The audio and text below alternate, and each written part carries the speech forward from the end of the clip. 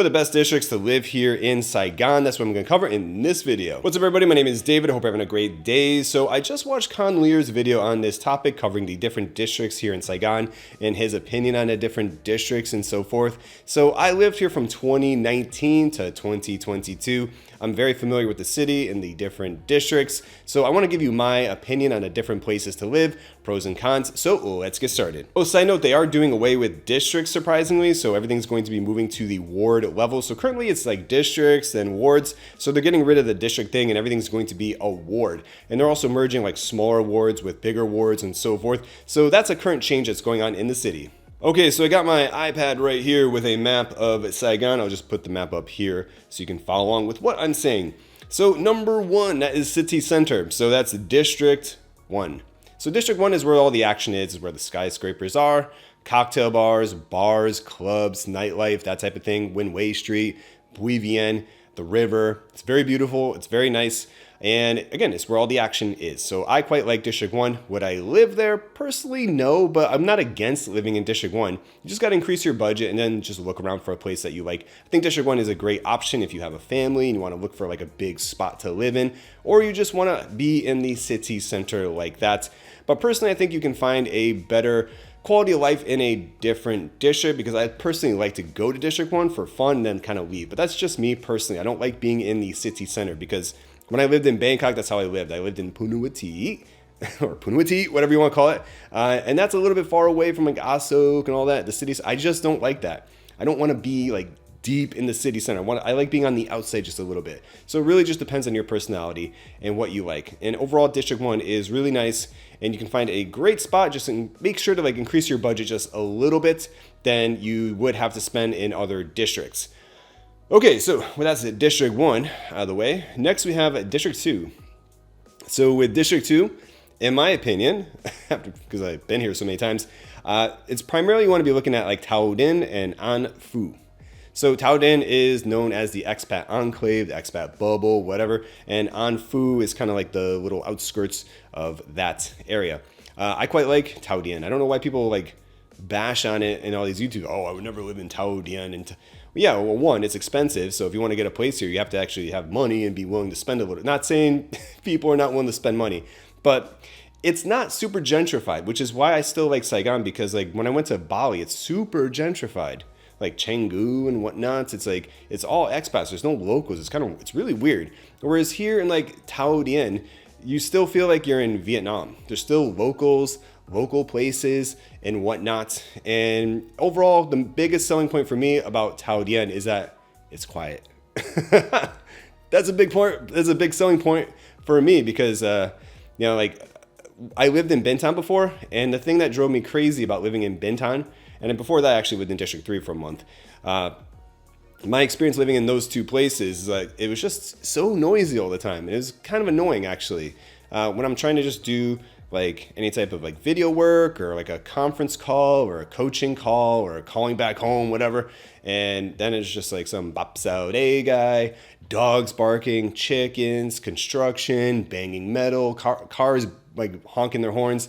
It can be a little bit annoying. So that's a big issue overall in Vietnam. That's my only gripe. My one and only gripe with Vietnam is that it is a bit loud. So that's something that's really nice about Thu Duc. If you're looking for a quiet place, then you're going to really like Thu Duc because it's quiet here. There's not a ton of noise. So you can actually I can actually do something like this where I can just make a fun little video and just sit down in my chair and talk into the microphone and record. And it's not a big deal. It's not going to be like, oh, the Bap Sao Day guy is here. So now I got to stop for 10 minutes and let him push his cart down the road past my building.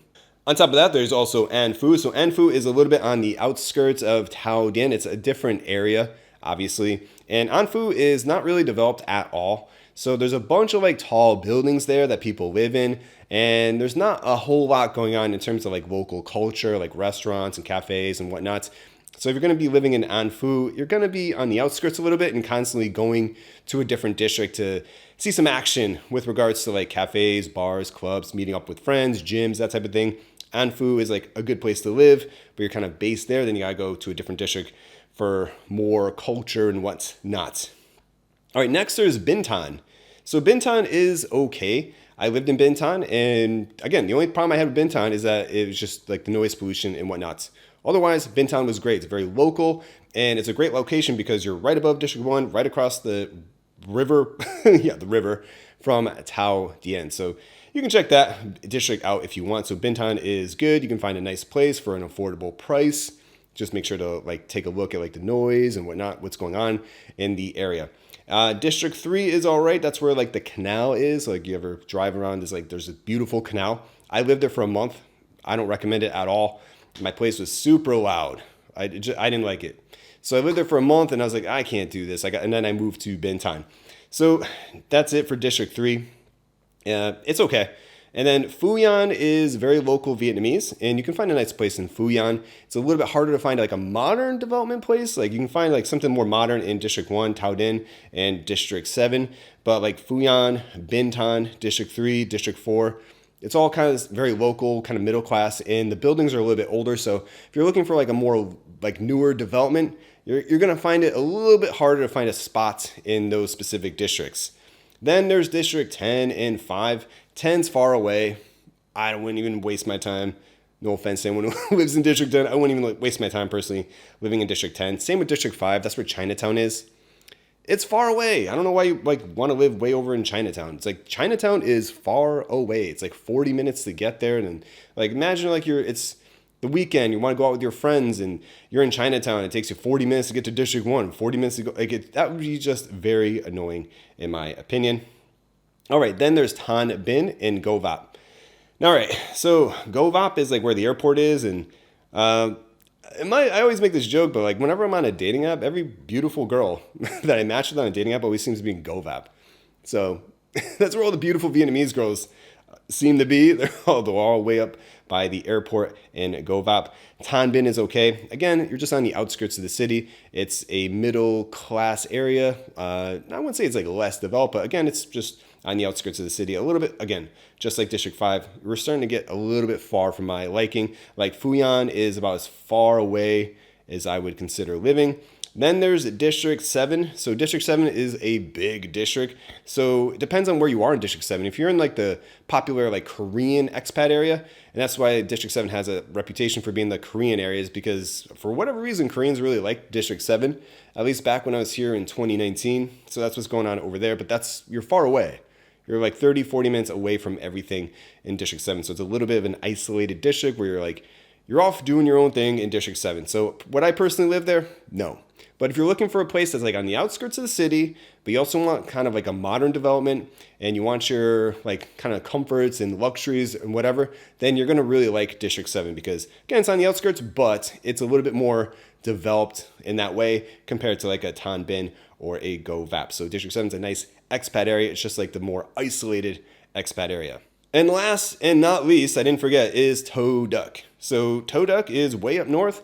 And fun part, they were kind of merging District 2 into Thu Duc. Like Thu Duc's actually kind of considered almost a different city. And yeah, they're kind of talking about merging District 2 into Thu Duc. Anyways, the way it is right now with everyone who associates Thu Duc with the structure of the district as it is now, Thu Duc's far away. So it's just like Phu Yan, or it's just like An Phu, where again, you're just far away. So there you go. So if you want to live in a place that's like not particularly developed, but has a good price point for buildings, then you're going to like Thu Duc. But just remember that like for gyms, cafes, bars, clubs, nightlife, you're far away. It's going to be taking you like, in Thu Duc, it'd take you like 45 minutes to an hour to like get to District 1. But they do have a train now. So they do have the Saigon Metro system. So you can park your bike at the Saigon Metro in Thu Duc and then take the train in to go to District 1 if you want. So if I was to look at a place in Thu Duc, that's what I'd be looking for. I'd be looking at like different apartments and buildings and whatnot, and just pick a spot that's reasonably close to the train system. And there you go. So you can just take the train in whenever you want. Just note that the train closes at 10 or 11, and you can't keep your bike there overnight. So that means you'll have to take from your place, you'll have to take Grab to the train station, then hop on the train, go to District 1, have fun, whatever. Then it's like 1 in the morning, 12 o'clock, whatever you want to go back. Then you have to order Grab and go all the way back to Thu Duc, which would be a little bit expensive because you're so far away.